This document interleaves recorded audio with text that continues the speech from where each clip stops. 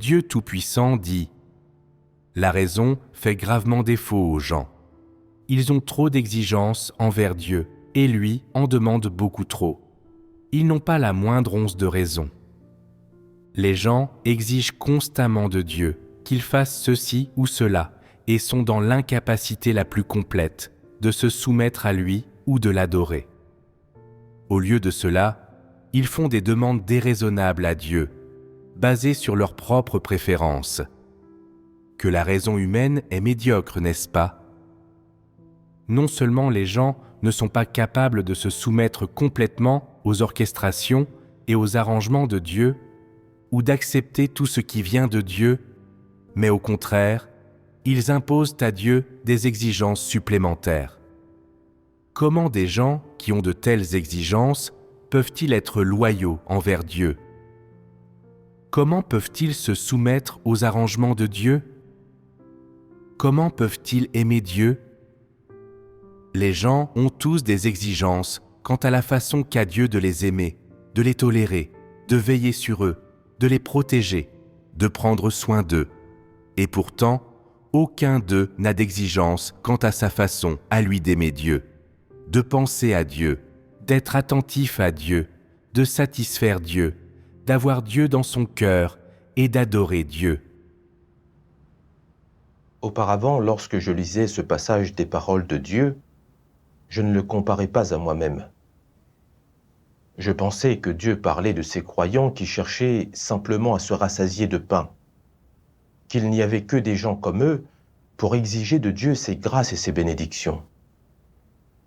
Quant à moi, j'avais mangé et bu tant de paroles de Dieu, je savais que j'étais un être créé et que je devais occuper cette place.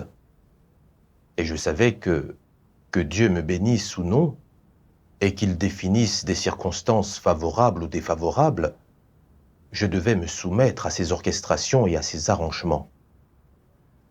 Avec ce genre de compréhension et d'aspiration, je pensais parvenir à me soumettre à Dieu et ne rien exiger de lui. Cette fois-ci, c'est la maladie de mon fils qui m'a finalement fait voir clairement ma vraie stature et le fait de ma corruption. En septembre 2015, mon fils est revenu de chez sa grand-mère qui a dit qu'il avait pris du poids. J'ai remarqué que les paupières de mon fils étaient un peu gonflées. Quelque chose ne semblait vraiment pas normal. J'ai demandé à mon fils d'enlever sa chemise et son pantalon pour pouvoir l'examiner. Et j'ai vu que ses jambes étaient assez gonflées et qu'elles avaient l'air brillantes. Lorsque j'ai appuyé sur sa jambe, j'ai vu un creux et il ne s'est pas rétabli tout de suite comme chez une personne normale. Tout à coup, j'ai pensé à quelque chose que les personnes âgées disaient souvent. Les garçons ont peur des jambes enflées, tandis que les filles ont peur d'une tête enflée. Cela signifie que si les jambes d'un garçon sont enflées, c'est qu'il doit avoir une maladie grave. J'ai eu un mauvais pressentiment. Mon fils était certainement atteint d'une maladie grave. Le lendemain, nous avons emmené notre fils à l'hôpital provincial de néphrologie. Le médecin a dit qu'il souffrait peut-être du syndrome néphrotique. Avec ce type de maladie, le taux de protéines dans le corps est très bas, tandis que le taux de créatinine est beaucoup trop élevé. Le patient devient de plus en plus faible, et si la situation s'aggrave, elle évoluera vers l'urémie. Je me suis souvenu qu'en médecine chinoise, on dit que le rein est la fondation congénitale d'une personne. Un problème rénal a une influence directe sur la santé de l'enfant. Si cette maladie ne pouvait pas être soignée, mon fils ne pourrait plus aller à l'école comme les enfants normaux et il lui serait difficile de se marier. En pensant à tout cela, j'étais très inquiet. Et je me disais, mon fils n'a que 14 ans. Il a encore un long chemin à parcourir. Est-ce qu'il va vraiment devoir toujours souffrir de la maladie? Comment un enfant de son âge peut-il supporter cela? Je ne peux pas laisser mon fils tomber malade comme ça. Même si nous devons vendre notre maison et notre terrain, je dois faire en sorte qu'il guérisse. J'ai attendu avec anxiété à l'hôpital les résultats du diagnostic de mon fils. Dans mon cœur, je priais Dieu sans arrêt. Tout en priant, je me suis souvenu que la veille, j'étais censé organiser une réunion chez moi. N'étais-je pas en train de retarder mon devoir? J'ai ressenti un grand reproche à l'égard de moi-même. Et je me suis dit que je ne pouvais pas laisser le traitement de la maladie de mon fils m'empêcher d'accueillir des réunions chez moi. Ma femme était à l'hôpital pour s'occuper de mon fils. Je suis donc rentré à la maison en premier et j'ai organisé des réunions chez moi tout en travaillant. Plus tard, on a diagnostiqué chez mon fils un syndrome néphrotique. Lorsque j'ai appris la nouvelle, j'ai eu l'impression de tomber des nues. C'était ce que je craignais le plus, et c'était désormais avéré. À l'avenir, mon fils ne pourrait plus aller à l'école normalement et ne pourrait rester qu'à l'hôpital. Comment un jeune enfant comme lui pouvait-il supporter cela? En y réfléchissant, je n'ai pas pu retenir mes larmes. À cette époque, j'avais le cœur lourd et je ne pouvais m'empêcher de penser à moi-même. Depuis que j'ai accepté l'œuvre de Dieu, je n'ai pas fait appel à Dieu pour des questions charnelles. Ce serait formidable si, cette fois-ci, Dieu pouvait me faire la faveur de permettre à mon fils de se rétablir complètement. J'avais très envie de prier Dieu et de lui demander de faire disparaître la maladie de mon fils. Mais je savais que l'œuvre de Dieu des derniers jours était l'œuvre du jugement et du châtiment, de l'épreuve et de l'épurement, qu'elle avait pour but de purifier les tempéraments corrompus de l'humanité. Faire une telle demande à Dieu n'était pas conforme à son intention. Mais dès que je pensais à la maladie de mon fils, je gardais l'espoir que Dieu lui accorderait ses faveurs en raison de ma soumission. Si c'était le cas, mon fils n'aurait pas à endurer ce type de douleur. J'ai continué à espérer pendant un certain temps, mais l'état de mon fils ne s'est pas amélioré. Bien que je n'ai pas retardé mon devoir en apparence, j'avais le cœur très lourd. Pour surmonter ma douleur, tout ce que je pouvais faire, c'était prier Dieu, le chercher, manger et boire ses paroles. Dieu Tout-Puissant dit « Ce que tu cherches, c'est de pouvoir gagner la paix après avoir cru en Dieu. Que tes enfants ne tombent pas malades, que ton mari ait un bon emploi, que ton fils trouve une bonne épouse, que ta fille trouve un mari décent, que tes bœufs et tes chevaux labourent bien la terre, que tu aies une année de beau temps pour tes récoltes. C'est ce que tu recherches.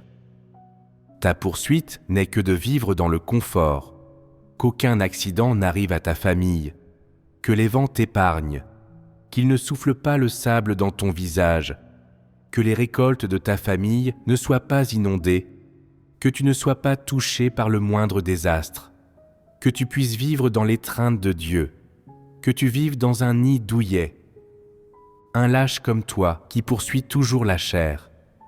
As-tu un cœur? As-tu un esprit? N'es-tu pas une bête? Je te donne le vrai chemin sans rien demander en retour, mais tu ne le poursuis pas. Es-tu de ceux qui croient en Dieu? La lecture des paroles de Dieu m'a profondément transpercé le cœur. Dieu avait mis le doigt sur l'essentiel en exposant mon point de vue qui consistait à poursuivre des bénédictions dans ma foi en Dieu. Après la confirmation du syndrome néphrotique de mon fils, en apparence, j'ai fait de mon mieux pour m'abstenir d'exiger quelque chose de Dieu en priant.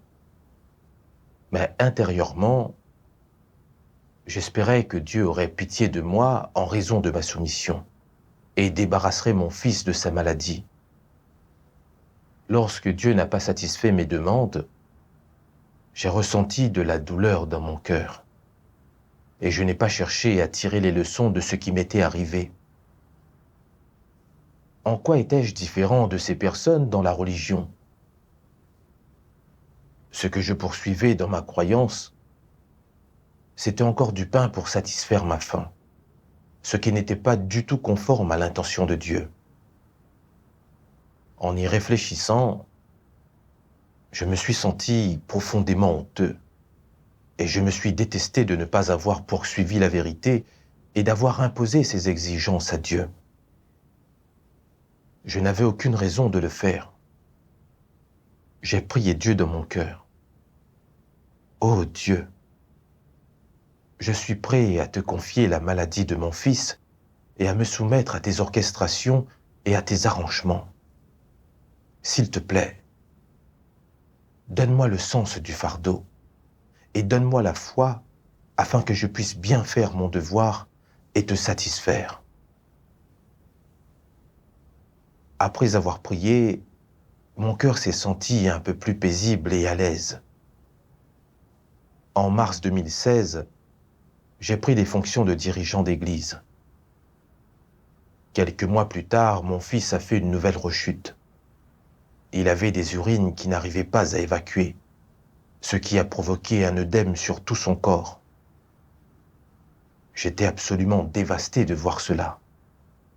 Un garçon autrefois en pleine santé comme lui s'était retrouvé dans cet état. Avec toutes ces rechutes, quand pourrait-il guérir? Je me suis dit, c'est peut-être parce que je ne fais pas assez mon devoir. Si je fais un peu plus d'efforts, est-il possible que son état s'améliore un peu? J'ai donc redoublé d'efforts pour accomplir mon devoir. À ma grande surprise, mon fils a commencé à aller mieux petit à petit. J'étais extrêmement reconnaissant envers Dieu et j'ai fait mon devoir avec encore plus de diligence et obtenu des résultats dans diverses tâches.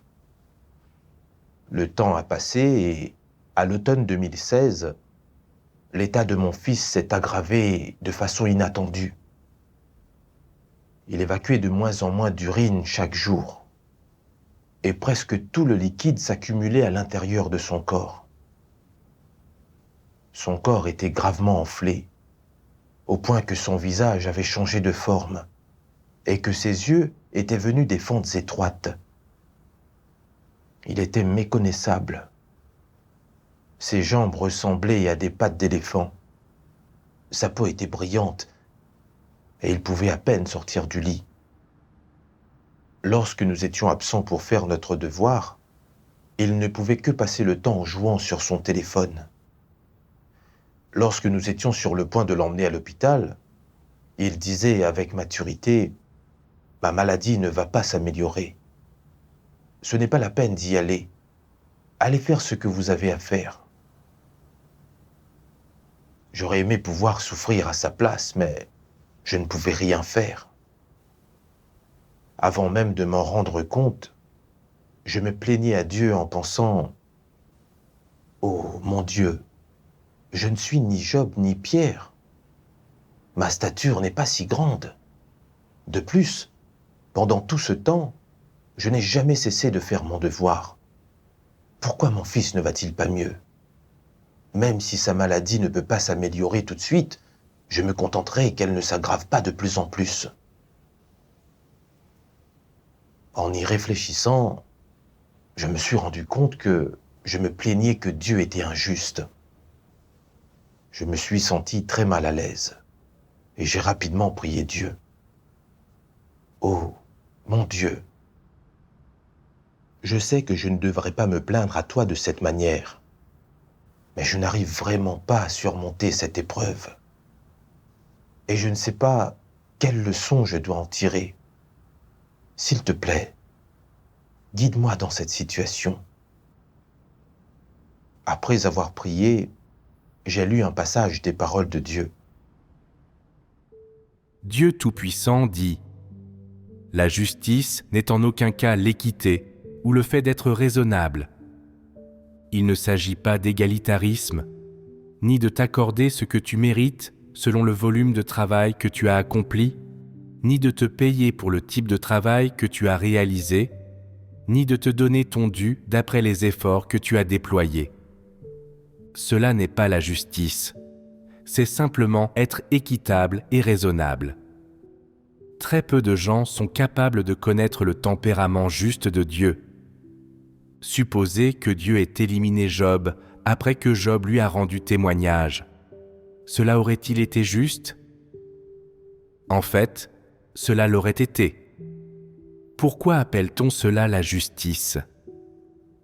Comment les gens envisagent-ils la justice ? Si quelque chose est conforme aux notions des gens, il leur est très facile de dire que Dieu est juste.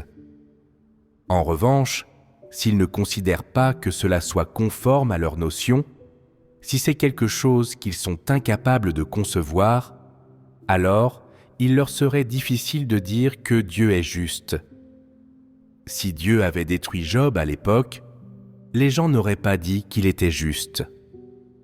En réalité, que les hommes aient été corrompus ou non, et qu'ils l'aient été profondément ou non, Dieu doit-il se justifier quand il les détruit ? Devrait-il expliquer aux gens sur quelle base il agit ainsi ? Dieu doit-il dire aux gens quelle loi il a ordonnée ? Il n'y a pas lieu. Aux yeux de Dieu, une personne qui est corrompue et qui est susceptible de s'opposer à lui est dénuée de toute valeur. La manière dont Dieu la traite sera toujours appropriée, et il s'agit toujours des arrangements de Dieu. Si tu étais déplaisant à ses yeux, et s'il disait qu'il n'avait que faire de toi après ton témoignage, et que par conséquent, il te détruisait, serait-ce là aussi sa justice ? Absolument. Tu ne peux peut-être pas le reconnaître tout de suite en t'en tenant aux faits, mais tu dois le comprendre dans la doctrine. Que diriez-vous ? La destruction de Satan par Dieu est-elle l'expression de sa justice ? Oui. Et s'il laissait Satan subsister ? Vous n'osez pas le dire ? L'essence de Dieu est justice. Bien qu'il ne soit pas facile de comprendre ce qu'il fait, tout ce qu'il fait est juste. C'est simplement que les gens ne le comprennent pas. Quand Dieu a donné Pierre à Satan, comment Pierre a-t-il répondu ? L'humanité est incapable de comprendre ce que tu fais, mais tout ce que tu fais contient ta bonne volonté. La justice l'habite entièrement. Comment pourrais-je ne pas te louer pour ta sagesse et pour tes actes ? Tu dois voir maintenant que la raison pour laquelle Dieu ne détruit pas Satan au temps de son salut pour l'homme est qu'il faut que les humains voient clairement comment Satan les a corrompus et dans quelle mesure il les a corrompus et comment Dieu les purifie et les sauve. En fin de compte, quand les hommes auront compris la vérité, vu clairement le visage odieux de Satan et contemplé le péché monstrueux de leur corruption par Satan, Dieu détruira Satan, leur montrant sa justice. Le moment où Dieu détruira Satan est empli du tempérament et de la sagesse de Dieu. Tout ce que Dieu fait est juste. Même si les humains ne sont pas capables de percevoir la justice de Dieu, ils ne doivent pas porter de jugement à volonté. S'il fait quelque chose qui leur semble déraisonnable, ou s'ils ont une opinion à ce sujet et que cela les amène à dire qu'il n'est pas juste, alors ils ne se montrent pas du tout raisonnables. Après avoir lu les paroles de Dieu, j'ai compris que le tempérament juste de Dieu n'était pas comme je le pensais. Juste, raisonnable et égalitaire. Je pensais que tant que les gens pouvaient accomplir certains devoirs, Dieu devait leur accorder ses faveurs. Et que plus les gens pouvaient payer un prix dans leurs devoirs, plus Dieu devait les bénir. Il s'agit là d'une vision transactionnelle du monde qui n'est fondamentalement pas conforme à la vérité. L'essence de Dieu est juste. Tout ce qu'il fait est une révélation naturelle de son tempérament juste. J'ai pensé à Job qui craignait Dieu et évitait le mal, et qui était une personne parfaite aux yeux de Dieu. Selon les notions humaines, il n'aurait pas dû être confronté aux tentations de Satan. Mais Dieu a permis qu'une telle chose lui arrive. Bien que cela ne corresponde pas aux notions de l'homme, la foi de Job s'en est trouvée perfectionnée. J'ai vu que, peu importe que Dieu bénisse ou prive les gens, qu'il les révèle ou les perfectionne, il s'agit toujours de révélation de l'essence juste de Dieu. Et tout le monde devrait s'y soumettre et les accepter.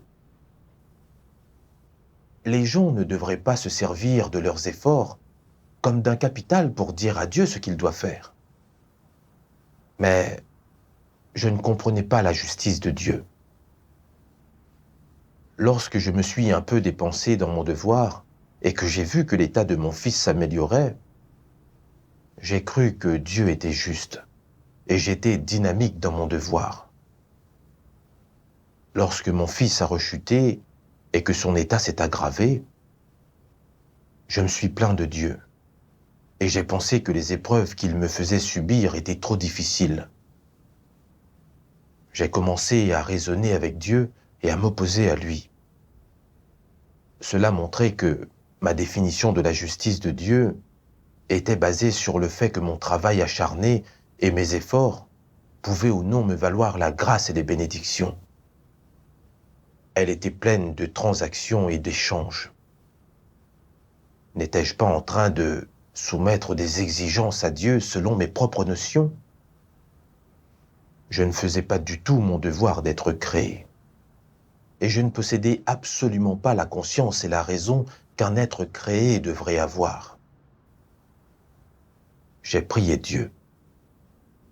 Oh, mon Dieu, je veux être quelqu'un qui a une conscience et une raison, et qui fait bien son devoir pour te satisfaire.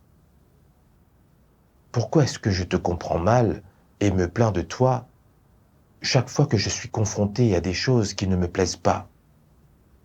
Dieu, guide-moi pour que je me comprenne moi-même dans cette situation. Plus tard, j'ai lu 2 passages des paroles de Dieu. Dieu Tout-Puissant dit : dès qu'il a commencé à croire en Dieu, l'homme l'a considéré comme une corne d'abondance, un couteau suisse, et il s'est vu comme son plus grand créancier, comme si c'était son droit et son obligation inhérent d'essayer d'obtenir de lui des bénédictions et des promesses, tandis que sa responsabilité était de le protéger, d'en prendre soin et de subvenir à ses besoins. Telle est la compréhension de base de la croyance en Dieu qu'ont ceux qui croient en lui, et voilà leur compréhension la plus approfondie de ce concept. De la nature essence de l'homme à sa poursuite subjective, rien ne concerne la crainte de Dieu. Pour l'homme, le but de la croyance en lui ne pourrait absolument pas avoir le moindre rapport avec l'adoration de Dieu. C'est-à-dire que l'homme n'a jamais considéré ni compris que croire en lui exige de le craindre et de l'adorer. Quel problème posent les gens qui ont constamment des exigences à l'égard de Dieu? Et quel problème posent les gens qui ont constamment des notions au sujet de Dieu? Que contient la nature de l'homme?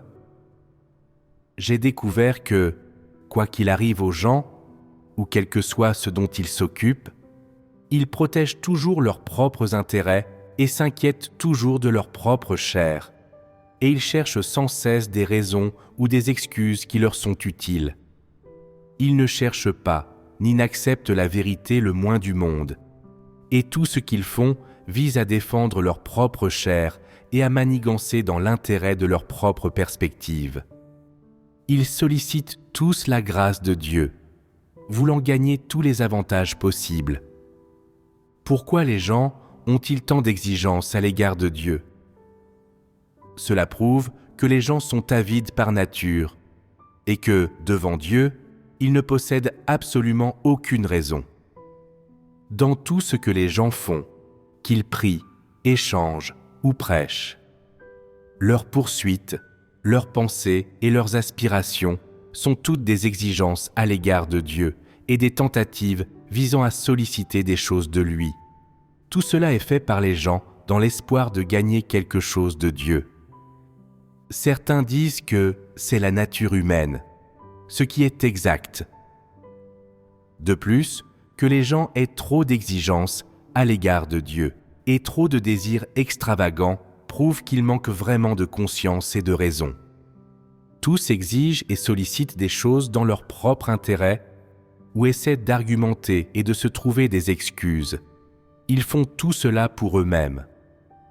Dans bien des domaines, on voit que ce que font les gens est complètement dépourvu de raison, ce qui prouve pleinement que la logique satanique qui dit « chacun pour soi, Dieu pour tous » est déjà devenue la nature de l'homme. Quel problème illustre le fait que les gens ont trop d'exigences à l'égard de Dieu. Il illustre que les gens ont été corrompus par Satan jusqu'à un certain point, et que dans leur croyance en Dieu, ils ne traitent pas du tout Dieu comme Dieu. En lisant ces paroles, mon cœur a été profondément transpercé.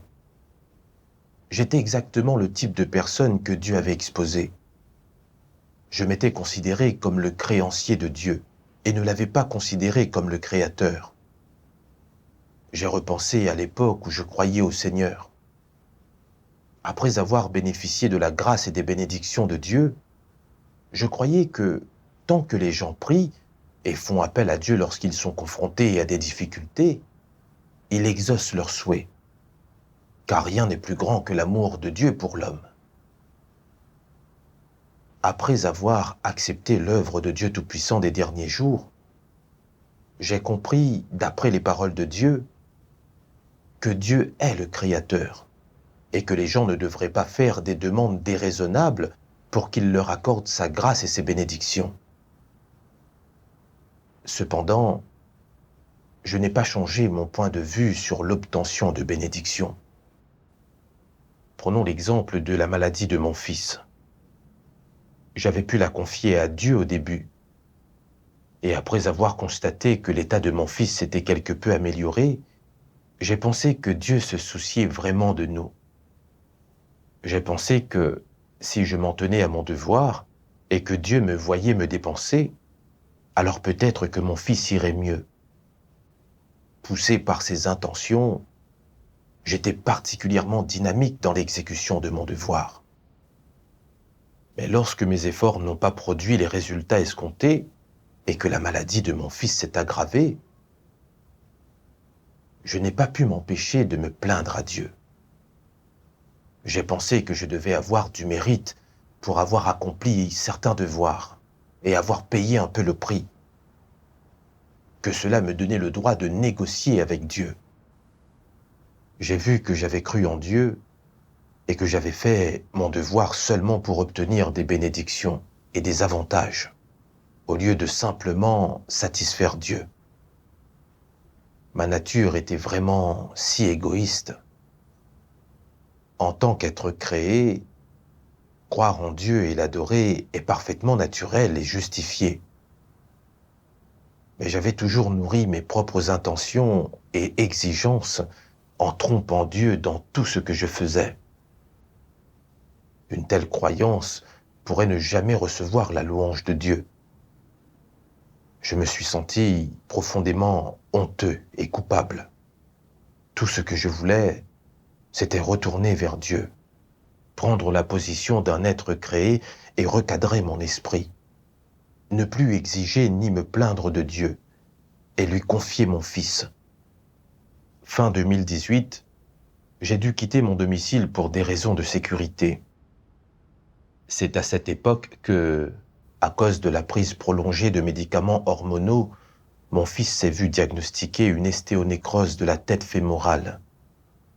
Il ne pouvait pas redresser sa taille lorsqu'il marchait et ne pouvait marcher qu'avec les deux mains sur les genoux. Même si je savais que ma femme était là pour s'occuper de lui et que je ne pouvais rien faire à la maison, la situation de mon fils me causait encore beaucoup de peine. Et je me disais, l'ancienne maladie de mon fils n'a même pas été guérie. Et maintenant, il en a une nouvelle. Que dois-je faire? Devrais-je quitter la maison? Plus j'y pensais, plus je me sentais malheureux. Et j'espérais que Dieu créerait un miracle qui permettrait de contrôler l'état de mon fils le plus rapidement possible. J'ai senti que j'exigeais une fois de plus quelque chose de Dieu. Et j'ai prié Dieu silencieusement dans mon cœur, lui demandant de me protéger afin que je puisse rester ferme dans ma position d'être créé et me soumettre à ces circonstances. Après avoir prié, j'ai pris quelques vêtements et j'ai quitté la maison. Pendant mon absence, je pensais parfois à mon fils, ce qui me perturbait quand je faisais mon devoir. J'ai donc prié Dieu et j'ai mangé et bu ses paroles.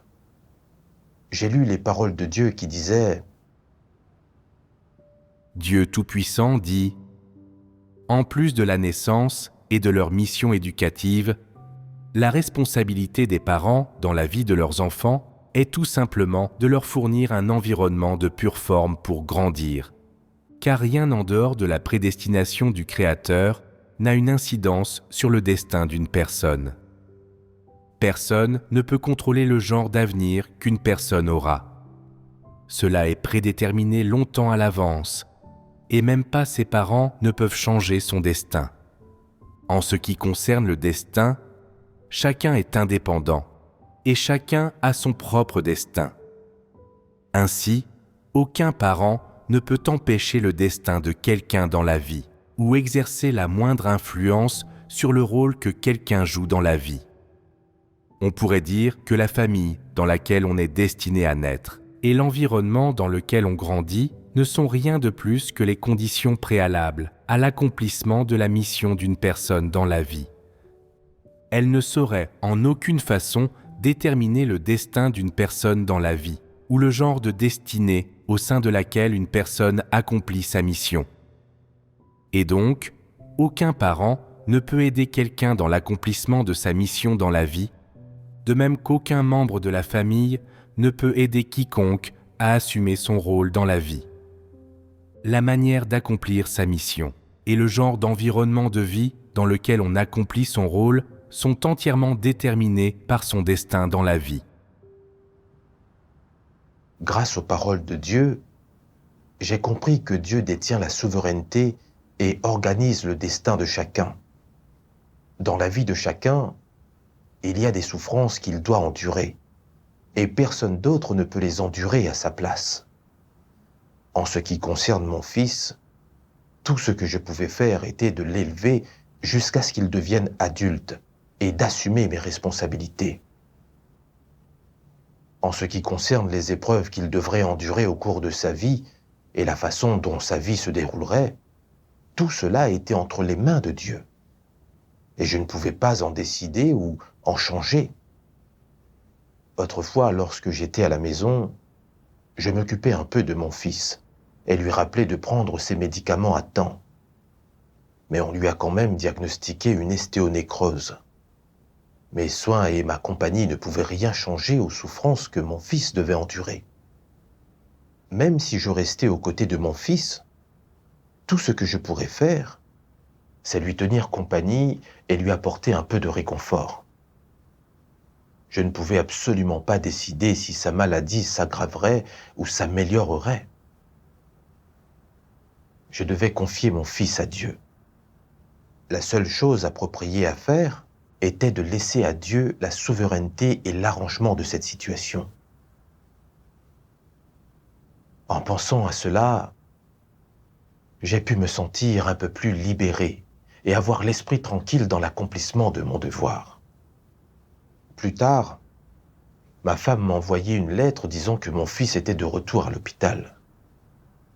Lorsque j'ai appris que mon fils avait de nouveau fait une rechute, j'ai été bouleversé et j'ai prié Dieu. Je lui ai dit que j'étais prêt à lui confier mon fils et à lui laisser la souveraineté sur tout ce qui se passait, pour tout arranger. Ce que je devrais faire, c'est me soumettre à la souveraineté et aux arrangements de Dieu, et faire mon devoir correctement. Lorsque j'ai prié Dieu de cette manière, sans plus rien exiger de lui, je me suis senti extrêmement paisible et à l'aise, et j'ai pu déverser mon cœur dans mon devoir.